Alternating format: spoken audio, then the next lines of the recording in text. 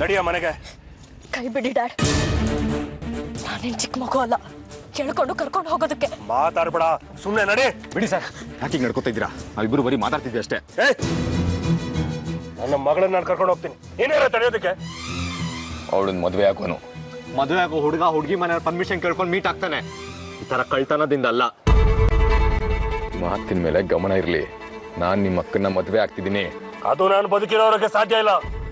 ನೀನ್ ಹೇಗೆ ಅವಳು ಮದುವೆ ಆಗ್ತಾ ನಾನು ನೋಡ್ತೀನಿ ಕಣ. ನಿಮ್ ಮಗಳು ನನ್ನ ಇಷ್ಟಪಟ್ಟಿದ್ದಾಳೆ, ನಾನು ಅವಳನ್ನ ಇಷ್ಟಪಟ್ಟಿದ್ದೀನಿ. ಇಷ್ಟಪಟ್ಟವರು ಮದುವೆ ಆಗೋ ಹಕ್ಕಿದೆ ಈ ದೇಶದಲ್ಲಿ.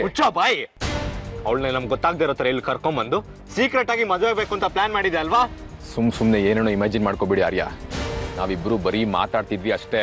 ಈ ಮೋಸ್ಕಾರನ ಹತ್ರ ಮಾತಾಡುವಂಥದ್ದು ಏನಿದೆ ನಿನಗೆ? ನಾವೆಲ್ಲ ಟೆನ್ಷನ್ ಓದಾಡ್ತಾ ಇದೀವಿ, ಹಠ ಮಾಡ್ಕೊಂಡು ಮಾತಾಡಕ್ ಬಂದಿದ್ಯಾ? ನಾನು ಹೇಳೋದು ಅರ್ಥ ಮಾಡ್ಕೊಳ್ಳಿ ಡ್ಯಾಡ್. ಏನಾಯ್ತು ಮನೆಗೆ ಹೋಗಿ ಮಾತಾಡೋಣ. ಹತ್ತು ಹತ್ತು. Dad, this is not fair. ನಿಮಗೆ ನನಗೆ ತುಂಬಾ ಗೌರವ ಇದೆ. ಈ ರೀತಿ ನಡ್ಕೊಂಡು ನಿಮ್ ಗೌರವನ ಹಾಳು ಮಾಡ್ಕೋಬೇಡಿ. ಸಾಕ್ಷಿ ನಾನ್ ಮಾಡ್ತಿರೋದು ನೀನ್ ಒಳ್ಳೇದಕ್ಕೆ.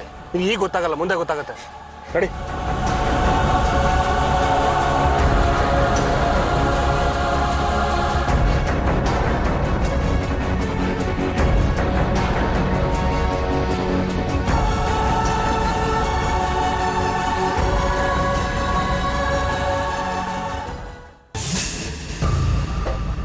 ಇದೇನೋ ಬರಿಗೈಲಿ ಬಂದಿದ್ಯಾ? ನೀನೇನೋ ಆ ಸೂರ್ಯನ ಮಗಳನ್ನ ಹಾರಿಸ್ಕೊಂಡು ಬರ್ತೀಯಾ ಅನ್ಕೊಂಡಿದ್ದೆ. ನಾನು ಹಾರಿಸ್ಕೊಂಡು ಬರೋಣ ಅಂತಾನೆ ಇದ್ದೆ. ಆದ್ರೆ ಅಷ್ಟರಲ್ಲಿ ಆ ಪೊಲೀಸ್ ತಾಯಿ ಆರ್ಯ ನನ್ನ ವಾಸನೆ ಹಿಡ್ಕೊಂಡಲ್ಲ ಬಂದಿದ್ದ. ಅವ್ನ್ ಸಾಲದು ಅಂತ ಸೂರ್ಯನು ಬಂದಿದ್ದ. ಇಬ್ರು ಸೇರಿ ಸಾಕ್ಷಿನ ಹೇಳ್ಕೊಂಡು ಹೋದ್ರು. ನೀವು ಸಾಕ್ಷಿನ ಮೀಟ್ ಮಾಡಕ್ಕೆ ಬೇರೆ ಜಾಗ ಹೇಳೋದಲ್ವಾ ರಂಜಿತ್? ಅಷ್ಟು ಸುಲಭವಾಗಿ ಆರ್ಯ ಬರುವಂತ ಜಾಗನ ಯಾಕೆ ಹೇಳಕ್ ಹೋದ್ರಿ? ನೀನು ಅವಳನ್ನ ಖಂಡಿತ ಕರ್ಕೊಂಡು ಬರ್ತೀಯಾ ಅನ್ಕೊಂಡು ಅಂಡಮಾನ್ಗೆ ಫ್ಲೈಟ್ಸ್ ಬುಕ್ ಮಾಡಿದ್ದೆ, ಕಾಟೇಜ್ಗಳನ್ನ ಬುಕ್ ಮಾಡಿದ್ದೆ. ಎಲ್ಲ ವೇಸ್ಟ್ ಆಗೋಯ್ತಲ್ಲೋ.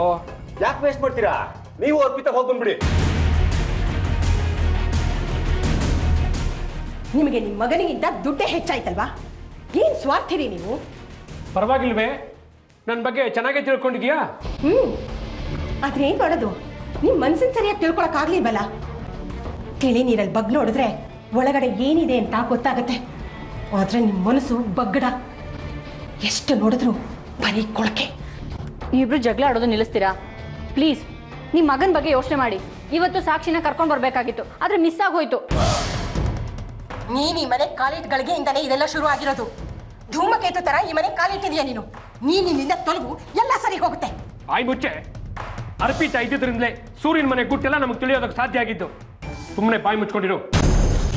ರಂಜಿತ್, ಇನ್ನಾದ್ರೂ ನಿಮ್ಮಪ್ಪನ ಮಾತನ್ನು ಕೇಳೋದನ್ನ ನಿಲ್ಸು. ನೀನು ನಿನ್ನ ಸ್ವಂತ ಬುದ್ಧಿಯಿಂದ ನಡ್ಕೋ. ಇರೋ ಸತ್ಯನ ಸೂರ್ಯ ಅವ್ರಿಗೆ ಹೇಳ್ಬಿಡೋ. ಈಗಲೇ ಅವರು ನನ್ನ ಕಂಡ್ರೆ ಉರ್ದು ಬೀಳ್ತಾರೆ. ಇನ್ ಸತ್ಯ ಹೇಳ್ಬಿಟ್ರೆ ನನ್ನ ಸಾಕ್ಷಿ ಮದುವೆ ಕತೆ ಮುಗೀತು. ಒಂದ್ ಹೇಳು, ಆ ಆರ್ಯ ಸೂರ್ಯ ಸಾಕ್ಷಿನ ಹೇಳ್ಕೊಂಡು ಹೋಗ್ಬೇಕಾದ್ರೆ ಅವಳ ರಿಯಾಕ್ಷನ್ ಹೇಗಿತ್ತು?